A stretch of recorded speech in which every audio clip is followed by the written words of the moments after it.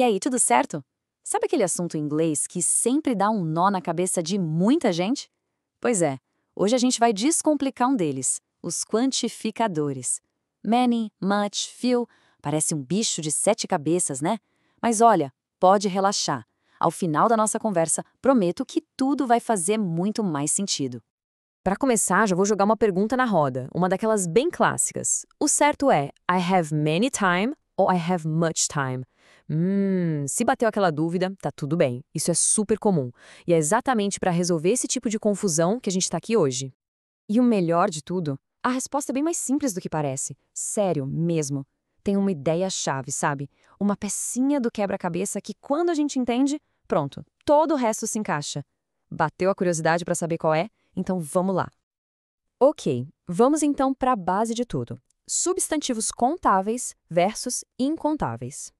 Pode até parecer básico, mas, olha, entender bem essa diferença é o que resolve o jogo todo. Olha só como é simples.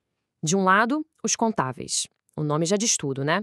São as coisas que a gente consegue, contar. Uma maçã, 2 maçãs, 3 maçãs. Tem singular, tem plural, dá para botar um número na frente. Fácil. Agora, do outro lado, os incontáveis. Pensa em água, em informação. Não dá para dizer uma água, 2 águas, certo? São coisas que a gente vê como um todo, um bloco só. Elas não têm plural. E essa é a regra de ouro que vai guiar a gente.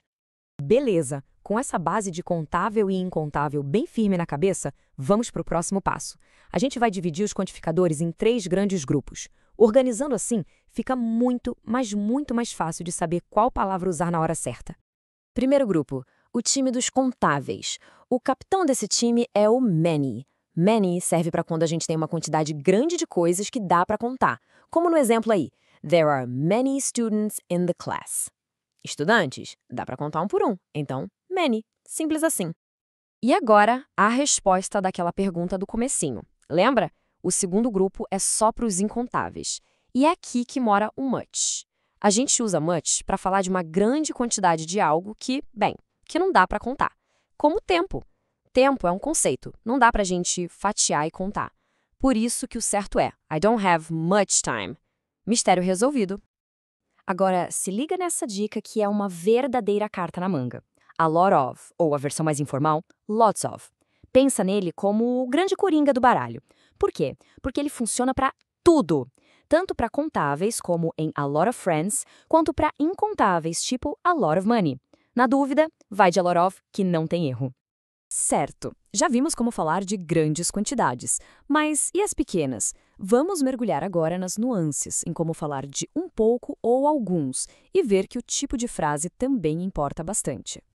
Ok, essa dupla aqui, some e any, é fundamental. A regra é bem direta, olha só. A gente usa some quando está afirmando alguma coisa. I have some apples. Eu tenho algumas maçãs, é uma afirmação.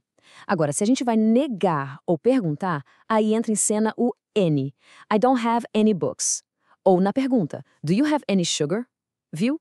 Afirmou, usa some. Negou ou perguntou, usa any. E para isso aqui grudar na mente e não sair mais, tem uma dica de ouro, um macetezinho. Perguntou ou negou, use any. Pronto. É só lembrar dessa frase. Simples, direto e funciona sempre. Um verdadeiro salva-vidas. Agora, muita atenção aqui, porque o detalhe é pequeno, mas a diferença de sentido é gigante. A few e few. Os dois são para substantivos contáveis, mas aquele a na frente muda tudo. I have a few friends soa positivo. Significa que tenho alguns amigos, uma quantidade legal, sabe? Já se eu digo I have few friends, a coisa fica meio para baixo. A sensação é de que tenho pouquíssimos amigos, quase ninguém. Uma letrinha muda completamente a vibe da frase. E essa mesmíssima lógica vale para os incontáveis, só que com a little e little. Se eu digo I have a little money, beleza, quer dizer que tenho um pouco de dinheiro, o suficiente para me virar. É positivo. Mas se eu digo I have little money, a história é outra. A ideia de que tenho quase nada é insuficiente. Viu como é a mesma ideia? O a na frente dá esse ar de ok, é pouco, mas dá para o gasto. E para fechar com chave de ouro e organizar todas essas ideias, vamos para nossa cola definitiva. Um resumo prático para consultar sempre que bater aquela dúvida.